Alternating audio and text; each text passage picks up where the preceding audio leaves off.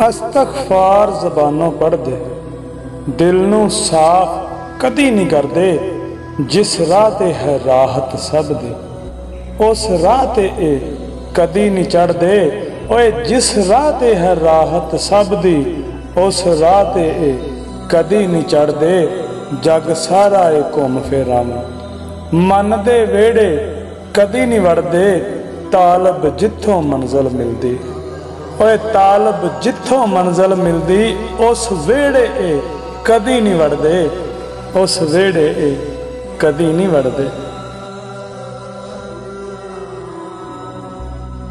इस तरह के खूबसूरत शेर और पंजाबी पोएट्री सुनने के वास्ते साडे चैनल तालब पंजाब दे सबसक्राइब करो ते बैल आइकन नूं प्रेस करो ताकि हर आने वाली वीडियो तुहाडे तक पहुंचती रहे।